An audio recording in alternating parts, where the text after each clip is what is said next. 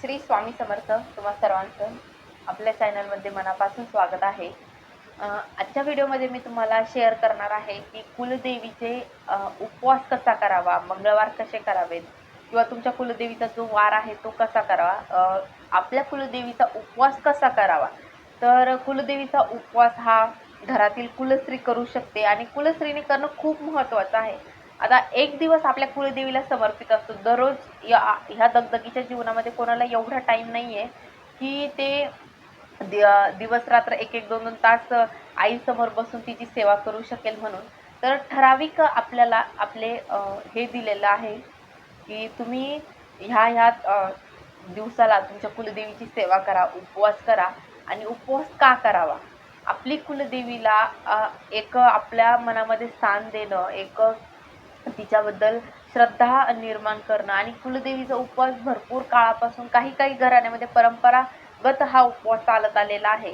आता ज्यांना माहिती नाही की कुलदेवीचा उपवास कसा करावा, तर त्यांनी त्यांच्या गुरुजींना विचारून कुलदेवीचा जो वार आहे तो ठरवून तुम्ही उपवास करू शकता. तर आमची कुलदेवी रेणुका माता आहे, तर आम्ही मंगळवार करतो. मंगळवार म्हणजे कुलदेवीला समर्पित आहे. आता ज्यांची कुलदेवी कोल्हापूरची महालक्ष्मी आहे, तर महालक्ष्मीचा वार शुक्रवार आहे, तुम्ही शुक्रवार करू शकता. पण तुळजाभवानी मातेचा आणि महालक्ष्मी माफ करा, तुळजाभवानी मातेचा आणि रेणुका आईचा किंवा सप्तशृंगीचा हा मंगळवारच मानला जातो. त्यामुळे बहुतांश लोक मंगळवारच करतात. आता ज्यांची कुलदेवी येडेश्वरी वगैरे आहे त्यांचं मला एवढं काही माहिती नाही आहे, पण या 3 देव्यांचं मला माहिती आहे की कुलदेवी आपल्या घराण्याचं रक्षण करते.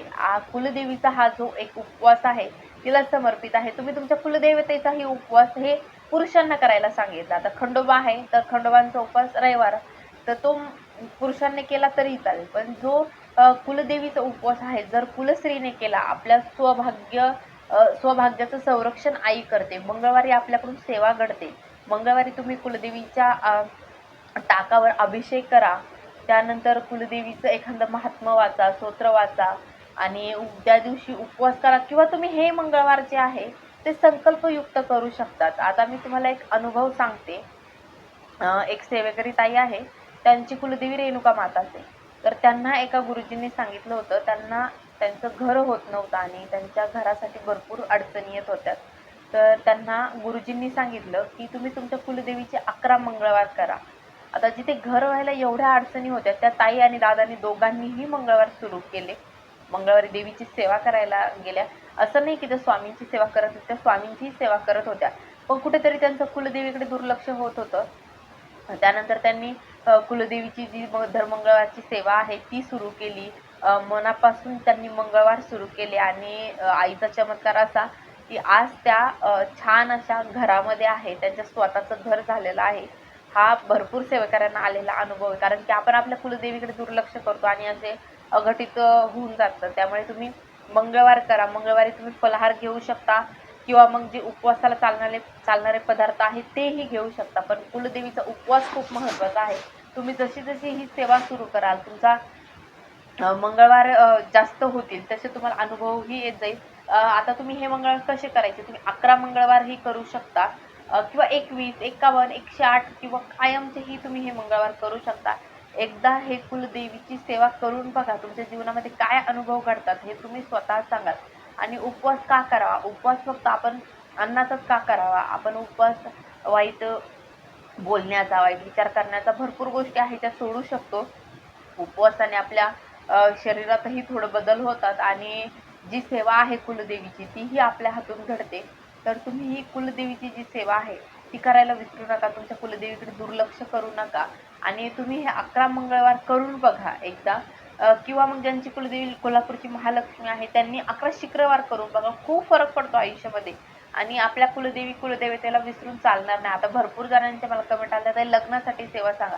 लग्नासाठी मूळ जे असतं ते आपली कुलदेवी असते. तुम्ही कुलदेवीची सेवा जर करायला सुरुवात केली तर 100% तुमचं लग्न जमायला थोडाही उशीर होणार नाही. कधी कधी काय होतं की काही गोष्टी आपल्या देवघरातच दडलेल्या असतात, पण आपण ह्या गुरुजींकडे जा, त्या गुरुजीकडे जा, आपल्या देवघराकडे थोडं लक्ष दिलं ना तर आपल्या आयुष्यातील 50% प्रश्न तिथेच सुटलेले असतात. कारण की भरपूरदा असं होतं की आपल्या देवघरामध्ये एवढ्या देवांच्या मूर्त्या असतात भरपूर, जे हनुमान, जे काही काही जे नको असतात तेही, आणि आपली मेन जी कुलदेवी आहे तिलाच कुठेतरी विसरून लोक दुसऱ्याच देवांची भक्ती करतात. असं नाही की तुम्ही स्वामींना सोडा, पण त्यासोबत स्वामींनी पण सांगितलेलं आहे की अगोदर तू तुझी कुलदेवी बघ, मग तू माझ्याकडे ये. आपले पित्र बघा, कुलदेवी बघा, आणि मग आपण ज्या आहे त्या सेवा करा. ज्या स्वामींचे करा, मग कुलदेवीचं दुर्गा सप्तशती पाठ करू शकतो. भरपूर अशा गोष्टी आहेत ज्या आपण करू शकतो. आणि अजून एक गोष्ट, की मला मागे कमेंट आली होती की ताई ग्रुप करा म्हणून आपला. तर आता ग्रुप ओपन झालेला आहे. ज्यांना ॲड व्हायचं आहे त्यांनी इन्स्टाला मेसेज करू शकता. आणि ही कुलदेवीची जी सेवा आहे ती एकदा नक्की करून बघा. व्हिडिओ आवडला असेल तर नक्की लाईक, शेअर, सबस्क्राईब करा. कमेंटमध्ये श्री स्वामी समर्थ, जय जगदंब लिहायला विसरू नका. सेवा करा, सेवेकरी व्हा. श्री स्वामी समर्थ.